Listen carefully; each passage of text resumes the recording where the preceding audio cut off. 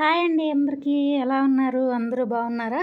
నోటికి ఏదన్నా స్వీట్గా తినాలనిపించినప్పుడు జ్యూసీగా మెత్తగా ఉండే ఈ స్వీట్ అయితే చేసుకోండి ఫ్రెండ్స్. అన్నీ మన ఇంట్లో అందుబాటులో ఉండే వస్తువులతోనే ఈ స్వీట్ అయితే ప్రిపేర్ చేసుకోవచ్చండి. అది ఎలా చేయాలో చూడాలంటే వీడియో చివరి వరకు చూడండి ఫ్రెండ్స్. దానికోసం నేను ముందుగా షుగర్ సిరప్ అయితే రెడీ చేస్తున్నానండి. 1.5 కప్పుల వరకు షుగర్ అయితే ఒక గిన్నెలోకి యాడ్ చేసుకున్నాను. దాంట్లోకి ఒక 2 కప్పుల వరకు వాటర్ అయితే యాడ్ చేసుకుని స్టవ్ వెలిగించుకుని మనం ఈ షుగర్ సిరప్ అయితే ప్రిపేర్ చేసుకోవాలండి. చూస్తున్నారు కదా, ఇలాగనమాట.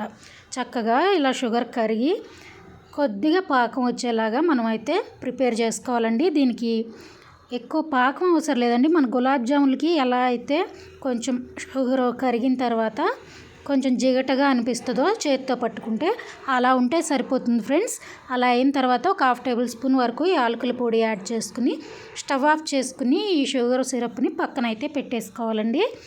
తర్వాత ఏం చేయాలో మనం చూద్దామండి. చక్కగా మన ఇంట్లో ఉన్న వాటితో ఈజీగా ప్రిపేర్ చేసుకోవచ్చండి, బయట కొనే అవసరం లేకుండానే. ఇప్పుడు వేరొక గిన్నె అయితే తీసుకుందామండి. దాంట్లోకి 1 కప్పు మెజర్మెంట్ అయితే పెట్టుకోండి ఫ్రెండ్స్. ఆ కప్పుతో 1 కప్పుడు పెరుగు అయితే నేను పెద్ద గిన్నెలోకి యాడ్ చేసుకున్నాను. చూసారు కదా, ఎక్కడ గడ్డలు లేకుండా చక్కగా మనం ఇలా విస్కర్తో బాగా కలుపుకోవాలండి. మెత్తగా స్మూత్గా అయిపోయేలాగా పెరుగుని ఇలా కలుపుకోవాలండి. ఒక 5 నుంచి 10 నిమిషాల పాటు ఇలా కలుపుకున్న తర్వాత మనం ఇందులోకి ఏమి యాడ్ చేయాలో చెప్తాను ఫ్రెండ్స్. 1 టేబుల్ స్పూన్ వరకు కార్న్ఫ్లోర్ యాడ్ చేసుకోవాలండి. ఈ పెరుగులోకి కార్న్ఫ్లోర్ కూడా యాడ్ చేసి బాగా మిక్స్ చేయాలి. చూసారా, నేను కార్న్ఫ్లోర్ యాడ్ చేశాను. యాడ్ చేసి ఇది కూడా పెరుగులోకి కలిసేలాగా ఇలా బాగా కలుపుకుంటున్నానండి. ఎక్కడ కొద్దిగా కూడా గడ్డలు లేకుండా మనం ఇలా కలుపుకోవాలి.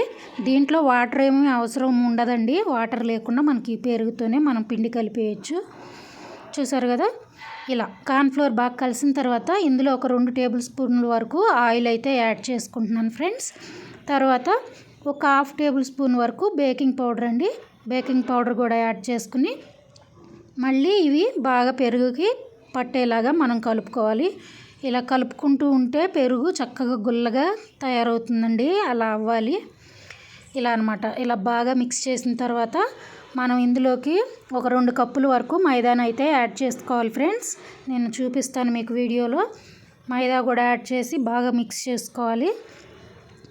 ఎక్కడ గడ్డలు లేకుండా పెరుగు చూసారా ఎంత స్మూత్గా అయిపోయిందో. ఇలా ఇప్పుడు మనం తీసుకున్న అదే కప్పుతో 2 కప్పుల వరకు మైదా అయితే యాడ్ చేసుకుంటున్నాను. ఇది కూడా యాడ్ చేసుకుని చక్కగా మనం కలుపుకోవాలండి. ఈ పెరుగు ఈ పిండి మొత్తానికి పట్టేలాగా మనం తీసుకున్న కొలతని బట్టి ఈ పెరుగు కరెక్ట్ కొలతండి, సరిపోతుంది. తర్వాత ఇందులోకి ఒక 1/2 టేబుల్ స్పూన్ వరకు సాల్ట్ యాడ్ చేసుకుని ఇప్పుడు కలుపుకోవాలండి. కొంచెం పెరుగు పిండికి కలిసే వరకు ఇలా విస్కర్తో కలుపుకొని తర్వాత మనం చేతితో కలిపేసుకోవాలి. పిండిని అయితే బాగా నలపకూడదండి. గట్టిగా నలిపి అంతగా చేయకూడదు. మనం స్మూత్గా పిండి కలుపుకోవాలన్నమాట. చూసారు కదా, ఇలా ఈ పిండి అనేది కొంచెం లూజ్గానే ఉన్నట్లు ఉంటుందండి, కానీ ఎక్కువ లూజ్గా ఉండదు. మనం రోటీ చేయటాకైతే వస్తుంది అనమాట. ఇప్పుడు మనం ప్రిపేర్ చేసుకున్న ఈ పిండిని 2 భాగాలుగా చేసుకుని చక్కగా ఈ చపాతీ పీట మీద ఆయిల్ అయితే అప్లై చేసుకుని ఒక మందపాటి చపాతీలాగా అయితే ప్రిపేర్ చేసుకోవాలి ఫ్రెండ్స్. చూస్తున్నారా వీడియోలో, ఇలాగనమాట.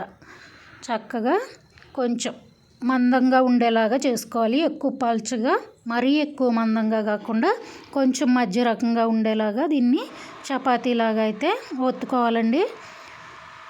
నేను చూపిస్తాను మీకు పూర్తిగా. చక్కగా ఇలా ఒత్తుకుని మనకు నచ్చిన షేప్లో అయితే కట్ చేసుకోవాలి ఫ్రెండ్స్. నేనైతే చందమామలాగా కట్ చేశానండి. హాఫ్ మూన్స్ లాగా అయితే కట్ చేశాను. చాలా బాగుంటుందండి స్వీట్ అయితే. మీకు షుగరు తీపి ఎక్కువ తినేవాళ్ళు అయితే 2 కప్పులు పంచదార వేసుకుని షుగర్ సిరప్ అయితే ప్రిపేర్ చేసుకోండి ఫ్రెండ్స్. మేము కొంచెం తక్కువే తింటాం కాబట్టి 1.5 కప్పు వరకు షుగర్ తీసుకున్నాము. ఇలా అనమాట. మనం తీసుకున్న పిండిని ఇలా చక్కగా ఒక మందపాటి చపాతీలాగా రెడీ చేసుకోవాలన్నమాట. దీన్ని ఇప్పుడు మనం చూసారా, ఇంత థిక్నెస్ ఉంటే సరిపోతుంది. ఇలా ఇప్పుడు ఒక ప్లేట్కి ఆయిల్ రాసుకుని దీన్ని పక్కన పెట్టుకుందామండి. మనం కట్ చేసుకున్న పీసులు అందులో వేసుకోవటానికి. తర్వాత నేను ఈ చందమామ షేప్ రావటం కోసం ఒక గ్లాస్ అయితే తీసుకుని గ్లాస్తో ఇలా అయితే కట్ చేసుకున్నానండి. ఇలా కట్ చేసుకుని ఈ పీసులన్నీ ప్లేట్లోకి అయితే పెట్టుకున్నాను. కొంచెం స్మూత్గా హ్యాండిల్ చేయాలండి. పిండి అనేది స్మూత్గా ఉంటుంది కాబట్టి కొంచెం నిదానంగా జాగ్రత్తగా పెట్టుకోవాలన్నమాట. ఇలా అన్నీ మనం ఇదే షేప్లో కట్ చేసుకుని పక్కన పెట్టుకుని తర్వాత స్టవ్ పైన డీప్ ఫ్రైకి సరిపడా ఆయిల్ పోసుకుని కడాయిలో వేడి చేసుకోవాలండి. ఆయిల్ ఎంత హీట్ ఉండాలో కూడా నేను చెప్తాను ఫ్రెండ్స్. ఎక్కువ హీట్ కాకుండా ఉండాలి. ఇలా అనమాట. ఇలా అన్నీ కట్ చేసి తీసుకున్నానండి. తర్వాత స్టవ్ పైన బాండీలో ఆయిల్ పోసుకుని వేడి చేసుకుంటున్నాను. ఆయిల్ కొంచెం మీడియం హీట్ అవ్వాలండి.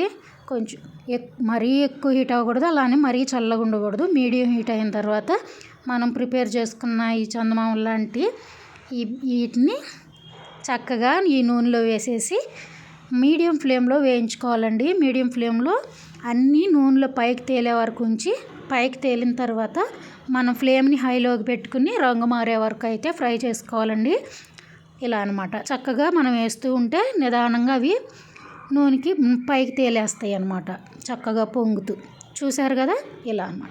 తర్వాత నేను ఫ్లేమ్ని హైలో పెట్టుకుని ఇలా రంగు మారే వరకు చక్కగా గోల్డెన్ బ్రౌన్ వచ్చే వరకు వేయించి తీసుకున్నానండి.